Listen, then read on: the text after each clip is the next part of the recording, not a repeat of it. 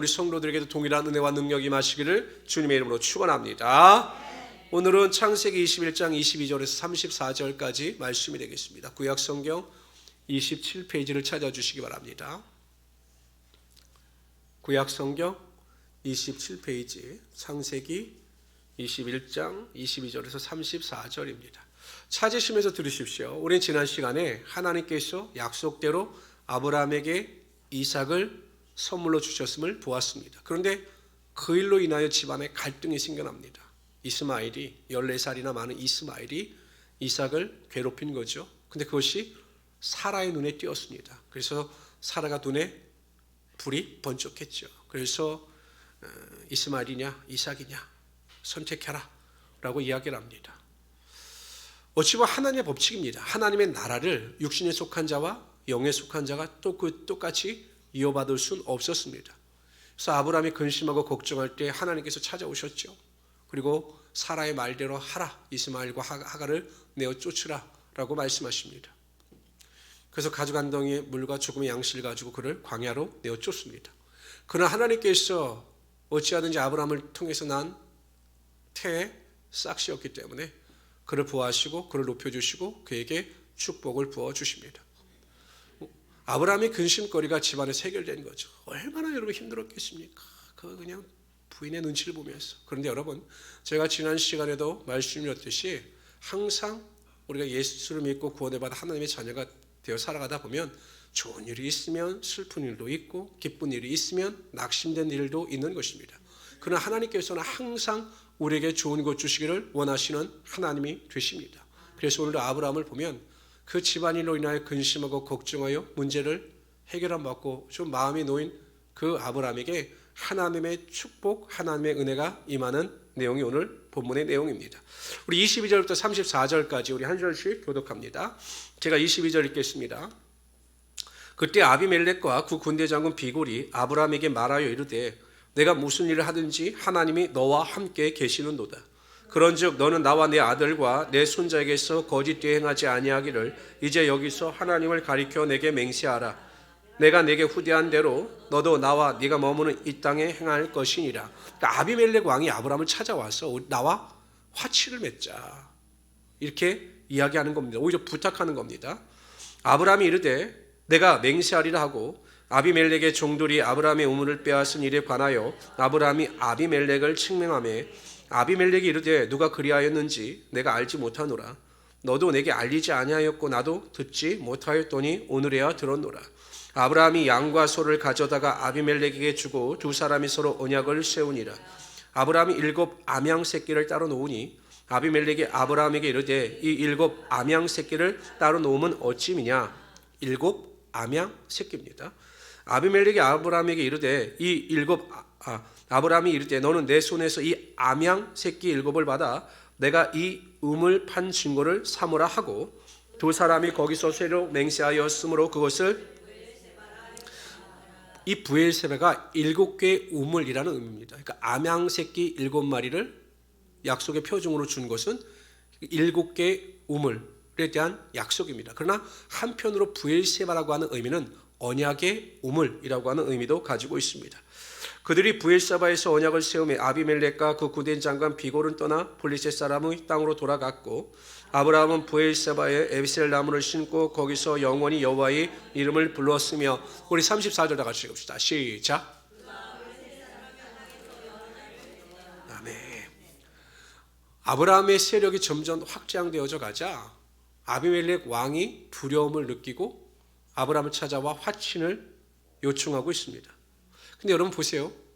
화친을 요구하는 아브라함이 아비멜렉 왕에게 가장 먼저 한 행동이 무엇입니까? 책망했어요. 왕을 책망했어요. 뭐라고 책망했냐면 왜 당신의 종들이 내 우물을 빼앗았느냐. 나와 화친을 맺고자 한다면 당신이 그것부터 나에게 잘못했다고 용서를 구하라. 이렇게 그를 책망하고 있는 것입니다. 이해가 되십니까? 이해가 되세요? 아니 여러분 생각해 보세요. 누가 왕입니까? 아비멜렉이 왕이에요. 아브라함은 이방인이에요.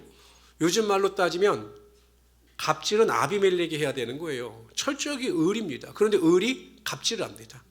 당신이 나에게 잘못한 것을 잘못한 것을 고백하고 나에게 용서를 구하라 이렇게 이야기합니다.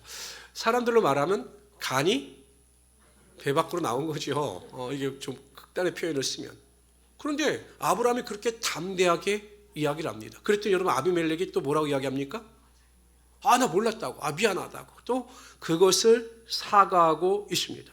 그리고 아비멜렉에게 그 우물에 7개의 우물에 대한 소유권을 인정합니다. 암양새끼 7마리를 받고 그 우물권, 소유권을 아브라함에게 인정합니다.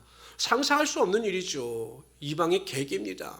보잘것없는 인생입니다. 노인입니다. 그런데 그 한 왕국의 왕이 그 장군을 데리고 나와서 굴종의 언약을 맺고 있는 것과 똑같은 것입니다. 하나님께서 철저하게 아브라함을 높여주신 것입니다. 그가 그랄 땅에 들어갔을 때 얼마나 큰 수치를 당했습니까? 자신의 아내를 누이라고 속였습니다. 그랬다가 아비멜렉 왕이 그 사실을 알고 나서 아브라함을 막 책망합니다. 내가 왜 이렇게 경솔하게 행했느냐? 나로 하여금 범죄케 하였으니 왜 그렇게 했느냐라고 막 책망을 합니다. 그러니까 아비멜렉 왕의 눈으로 봤을 때 처음에 아브라함은 정말 가련한 인생이죠. 보잘것없고 초라한 인생이었습니다. 그러나 하나님은요, 하나님께서 택하신 자를 반드시 영화롭게 하시며 반드시 높여주십니다. 그래서 우리가 처음에 살펴본 내용에 보면 아브라함이 기도할 때 아비멜렉과 그 왕비와 그 여종들에서 태문이 열림으로 말미암아 출산을 하게 되는 하나님의 축복과 능력을 경험함으로 아브라함을 높여주셨습니다. 그런데 오늘 본문에서도 보면 또 하나님께서 아비멜렉 왕 앞에서 아브라함을 높여주시죠. 아브라함 다윗의 고백에 보면 시편 그에 보면 하나님께서 원수의 목전에서 내게 상을 베푸신다라고 말씀하시죠. 이 상이 뭐냐면 잔치상입니다. 영어 성경에 보면 테이블이에요.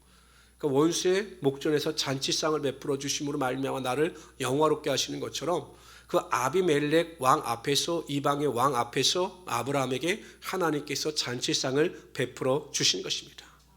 그런데 어떻게 이렇게 아브라함이 높아질 수 있었는가? 이렇게 하나님께서 아브라함을 어떻게 이렇게 높여 주실 수 있었는가? 해답이 22절에 있습니다. 다 같이 읽어봅시다. 시작. 크게요. 시작.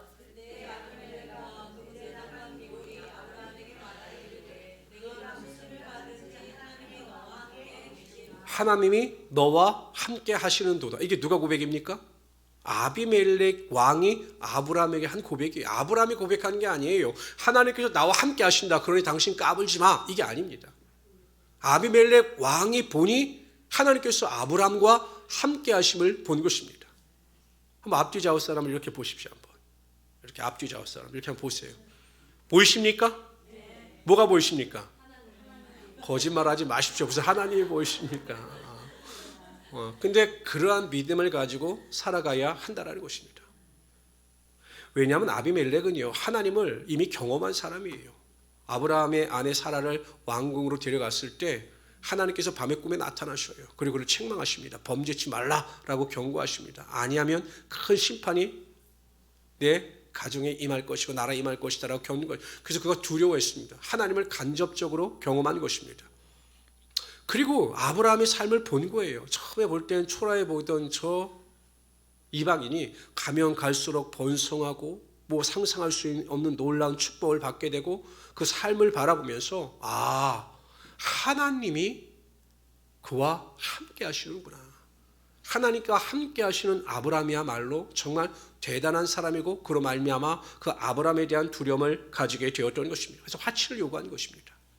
성도 여러분, 하나님은 항상 우리와 함께 하시고 지금도 함께하여 주시는 하나님이 되시는 것입니다. 중요한 것은 우리 스스로 그것에 대한 확신을 가지고 다른 사람들도 우리를 통해서 살아계신 하나님의 모습을 볼 수 있어야 한다는 것입니다. 사도 바울이 예루살렘에 들어갔다가 체포가 됩니다. 마지막 선교행을 다 마치고 예루살렘으로 들어갔다가 체포가 됩니다. 그래서 벨릭스 총독 앞에 서서 재판을 받습니다. 그때 제사장 아나니아와 또 장로들과 변호사 더둘로라고 하는 사람이 법정에 세워진 사도 바울의 죄에 대해서 벨리시 총독에게 고소를 합니다. 고소. 어떠한 내용으로 고소하느냐? 이 사도 바울의 죄가 뭐냐라고 고소하는 내용이 이렇습니다. 다 같이 읽어봅시다. 시작. 우리가 보니 이 사람은 전염병과 같은 자라. 천하에 흩어진 유대인을 다 소유하게 하는 자요 나라셋 이단의 울음어리라. 어떤 사람이요? 전염병과 같은 사람이다. 사도 바울만 가기만 하면 예수 그리스도의 전염병에 걸리게 하는 사람이다. 그러므로 이 사람은 위험한 인물이다. 이렇게 이야기합니다. 여러분, 사도 바울은 지금 혼자입니다. 혼자 법정에 섰습니다. 그리고 뭐든지 소수의 사람들과 함께 하나님의 복음을 전했습니다. 그러나 제사장, 대제사장, 또 장로들, 서기관들 다수입니다. 누가 봐도 힘의 능력에서 보면 균형이 맞지 않습니다. 철저하게 이 유대인들이 이길 수밖에 없는 구조입니다. 근데 그들이 사도 바울을 두려워합니다. 전염병과 같은 자다. 그가 가기만 하면 그리스도의 복음의 능력으로 말미암아 많은 유대인들이 예수를 영접하고 하나님 나라의 백성이 된다. 그니 이를 처벌해달라고 고소합니다. 어떻게 사도 바울이 이렇게 두려움의 대상이 될 수 있었는가? 하나님께서 항상 사도 바울과 함께하여 주셔서 복음의 능력이 나타나게 하여 주시고 하나님의 기적의 능력이 나타나게 하여 주셨던 것입니다. 하나님이 우리와 함께 하시면요, 우리의 지식의 유무와 상관없이, 우리의 소유에 상관없이 세상은 우리를 두려워하게 되어 있는 것입니다. 세상이 우리를 다 좋아할 수는 없어요. 그렇죠, 여러분? 누가 다 우리를 좋아합니까? 그러나 우리가 믿음 안에서 살아가고 하나님의 동행하심을 쫓아 살아가게 되면 세상은 우리를 무시하지 못해요.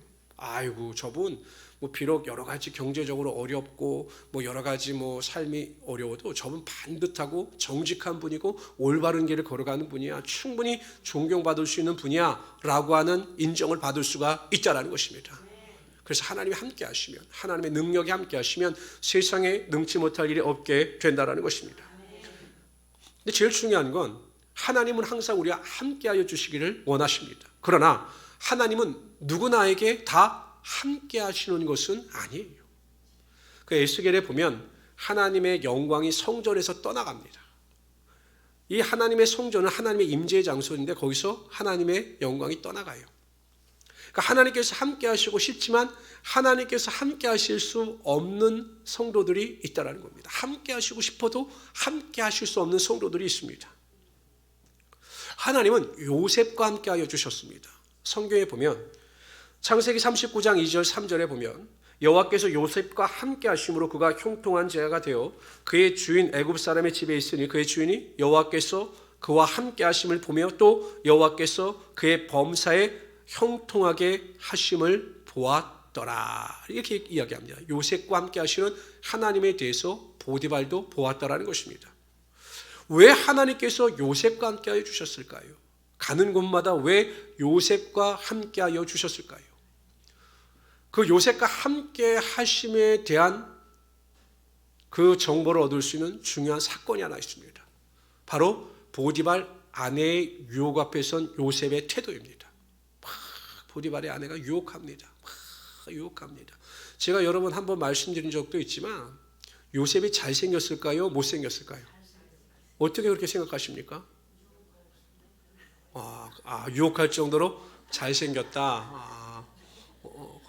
정말 잘생겼대요. 그 기록에 보면 보디발의 아내가 유력자들, 그러니까 고위급들의 아내들을 불러요. 우리 집에 종이 하나 왔는데 얼마나 잘생겼는지 모른다. 한번 와서 봐라. 그래서 모든 그 유력자들, 고위직의 여인들이 또 와서 요셉을 봅니다. 어떤 여자는 과일을 깎다가 요셉의 외모에 놀라서 손을 벨 정도로, 아마 저랑 비슷한 이미지였던 것 같아요. 그냥 요셉이 그렇게 잘생겼대요. 그렇게 유혹할 때 요셉이 뭐라고 그 보디발의 아내에게 반응하는가 보세요.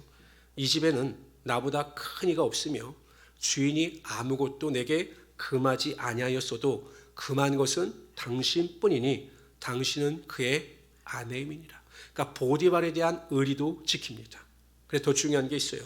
그런즉 내가 어찌 이 큰 악을 행하여 하나님께 죄를 지으리까. 요셉이 의식한 것은 하나님이셨습니다. 보디발은 지금 못 봐요.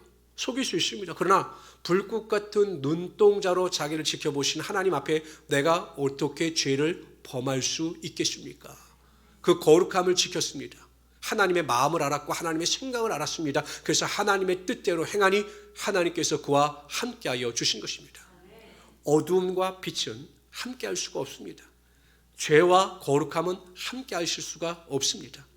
우리가 죄악 가운데 거하고 거룩한 길을 걸어 나가지 못하면 하나님께서 우리와 함께 하시고 싶어도 함께 하실 수가 없는 것입니다. 하나님은 순결한 마음을 가지고 하나님의 말씀에 순종하며 거룩함을 쫓아 살아가는 자와 함께하여 주시고 그가 구하는 것이나 생각하는 것보다 넘치도록 하나님의 능력이 임하게 하여 주시는 것입니다. 여러분, 하나님께서 나와 함께 하시기를 원하신다면 항상 거룩함을 쫓아 살아가시길 바랍니다. 근데 이 거룩함이라는 것이 순간순간 쉽지 않습니다. 그래서 결국 성령의 능력이 필요한 것입니다. 여러분, 우리가 밤에 방에 들어가면 방이 어둡잖아요. 그럼 그 어둠을 쫓아내려고 막 어둠아 물러가라 창문 열고 이러는 분은 없습니다. 그냥 스위치만 온하면 빛이 들어오고 형광등의 빛이 들어오면 어둠이 사라지는 것과 마찬가지로 우리 안에 성령의 능력이 충만하면 우리의 모든 죄악이 떠나가고 빛 가운데 거하며 하나님의 동행하심을 쫓아 살아갈 수 있게 된다는 것입니다. 우리 모든 성도님들은 항상 그 거룩함을 쫓아 살아갈 수 있도록 최선을 다하며 승리하시는 우리 귀한 성도들이 되시기를 주님의 이름으로 축원합니다. 우리 33절 다시 한번 읽어봅시다. 33절 시작. 아브라함은 브엘세바에 에셀 나무를 심고 거기서 영원하신 여호와의 이름을 불렀으며 에셀 나무를 심었습니다. 그러니까 우리나라도 보면 보통 건물이 지어지거나 무슨 기념행사 아니면 기념식수라는 것을 하죠. 그런데 이 아브라함도 기념식수를 했는데 특별히 에셀 나무를 심었다라고 합니다. 에셀 나무. 이 에셀 나무는 굉장히 재질이 단단하다고 합니다.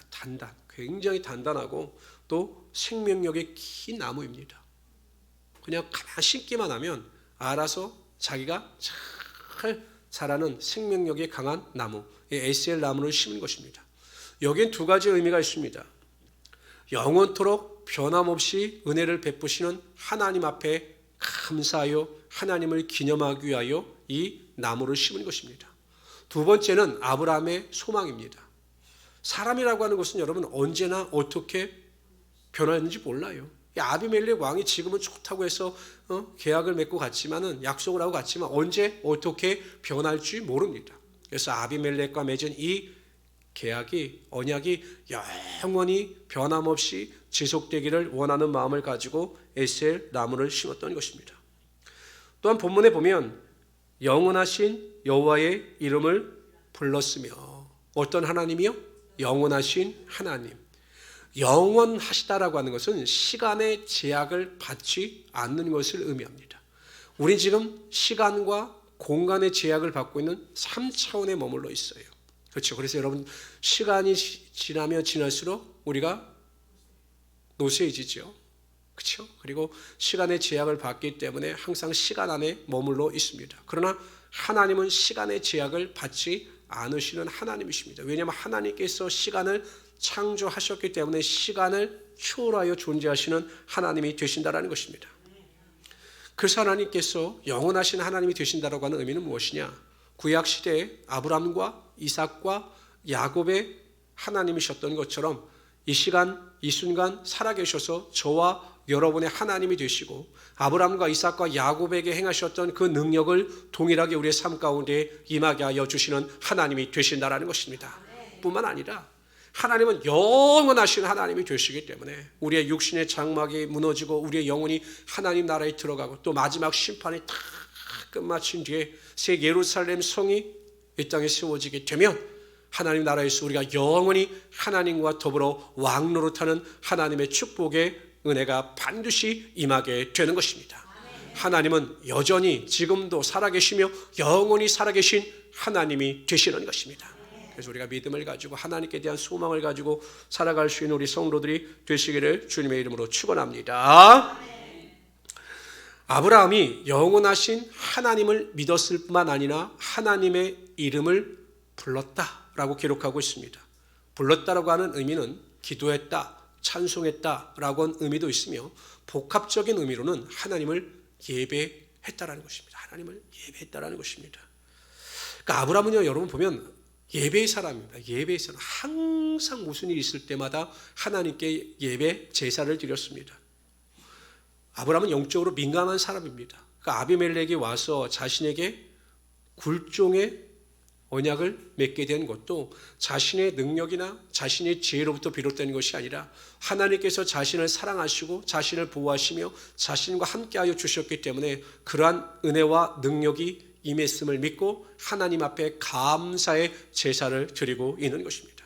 하나님은 감사하고 감사하고 감사하여 하나님께 영광을 돌리는 자들에게 더 감사할 수 있는 일이 넘치도록 부어주시는 하나님의 능력이 되시는 것입니다.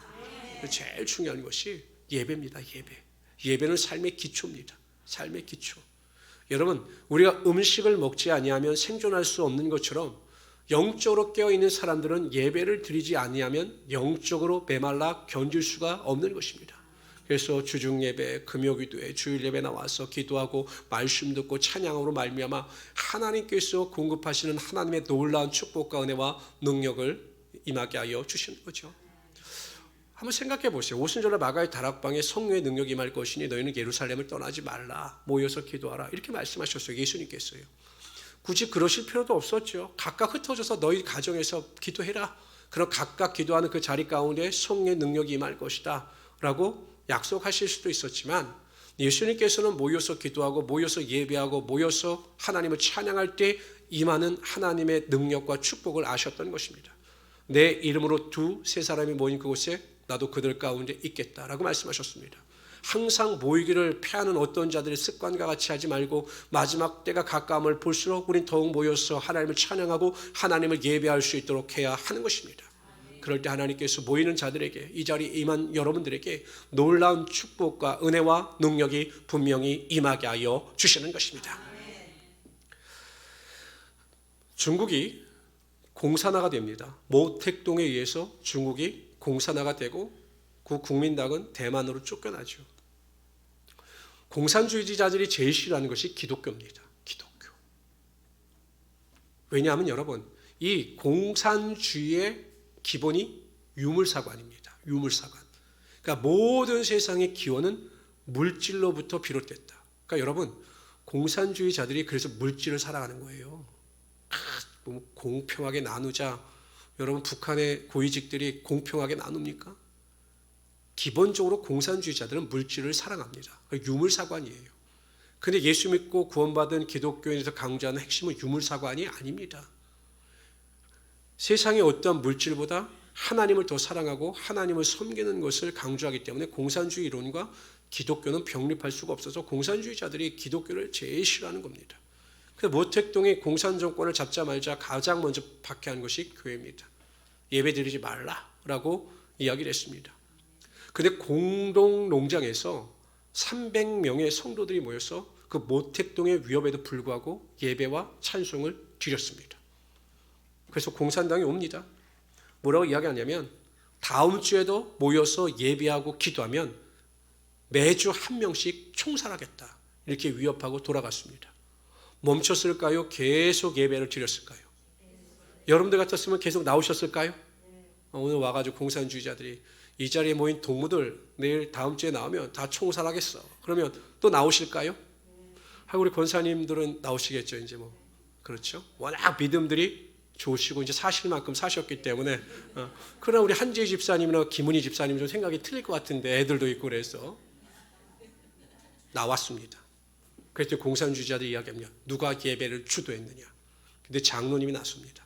내가 이 예배를 주도했고 여기 모인 사람들은 그냥 내가 강요했기 때문에 나왔을 뿐입니다.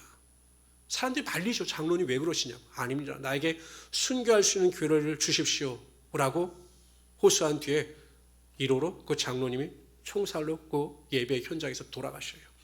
또 경고합니다. 다음 주에도 똑같이 주일날 예배하고 있으면 와서 이 장로와 같이 한 명을 총살할 것이다.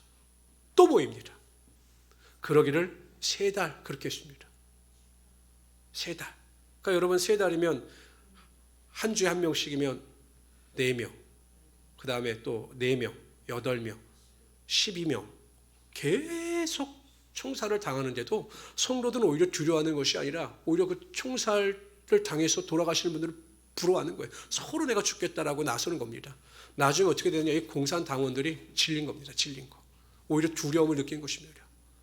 우리가 아무리 이들의 생명을 앗아간다고 위협해도 결코 이들은 타협하지 않겠구나 라고 결론을 내리고 이 공동 농장만큼은 예배의 취업권으로 그냥 남겨두었다라고 합니다. 여러분, 예배를 생명처럼 귀하게 여기는 자들을 하나님께서 지키고 보호하시며 그의 삶에 하나님의 축복과 은혜와 능력이 나타나게 하여 주시는 것입니다. 우리가 살아가고 있는 지금 코로나를 겪으면서 지금 이 시대의 가장 큰 아픔은 예배에 대한 가치가 그만큼 손상됐다는 것입니다. 예배를 선택합니다. 예배를 선택합니다. 선택해서 그냥 내가 드리고 싶은 예배 온라인으로 드리다가 설교를 듣다가 끊고 또 적당히 예배를 드리고 나서 나는 예배자라고 생각을 합니다. 제가 새벽 예배를 인도하다가 그 이사야서 말씀이 마음에 꽉 와닿습니다. 이스라엘 백성들이 하나님 앞에 범죄한 이유는 여호와의 계명을 따르는 것이 아니라 사람의 계명을 따라 행했기 때문에 그들이 죄를 범할 수가 없었다 밖에 없었다라고 하나님은 경고하셨습니다. 과연 우리가 하나님의 말씀을 쫓아 살아가고 있는지 아니면 사람의 계명을 쫓아 살아가고 있는지 하나님의 복음이 아니라 내가 생각하는 내 복음을 쫓아 살아가고 있는지 하나님께서 기뻐하시는 예배가 아니라 내가 기뻐하는 예배를 드리고 있는지 우리는 다시 한번 우리 자신을 뒤돌아보아야 합니다. 그리고 결론은 다른 사람을 탓할 필요도 없고 다른 사람을 돌아볼 필요도 없습니다. 내가 하나님 앞에서 생명의 가치보다 예배의 가치를 귀히 여기며 어찌하든지 예배하는 일에 최선을 다할 때 하나님께서는 우리의 예배를 인정하시며 그의 삶에 하나님의 은혜와 능력이 반드시 임하게 하여 주실 것입니다. 예배의 가치는 생명의 가치보다 우선시된다. 이러한 믿음을 가지고 항상 예배를 귀히 여기며 살아갈 수 있는 하나님의 귀한 성도들이 되시기를 주님의 이름으로 축원합니다. 오합지졸의 성도가 아니라 기도원의 300용사처럼 하나님만을 위하여 살아갈 수 있는 귀한 성도들, 그러한 성도들로 인하여 하나님의 영광과 임재가 있는 온전한 예배가 매일 우리의 교회 가운데 이루어질 수 있도록 기도해 주시고 또한 사모하시는 믿음을 가지고 살아가시는 우리 성도들이 되시기를 주님의 이름으로 축원합니다. 기도합시다. 주시 하나님 정말로 감사합니다. 무엇보다도 신령한 은혜와 능력을 허락하여 주셔서 우리가 좌로나 우로나 치우치지 아니하고 하나님의 말씀에 승리와 믿음의 능력을 가지고 나가게 하심을 정말로 감사합니다. 크신 은혜와 능력 가운데 거하게 하여 주시옵소서. 영광의 능력 가운데 거하게 하여 주시옵소서. 오직 하나님으로 인하여 기뻐하며 즐거워하게 하여 주시옵소서. 하나님께서 나와 함께 하심을 믿고 나가게 하여 주시옵소서. 감사하며 예수님의 이름으로 기도드리옵나이다. 아멘.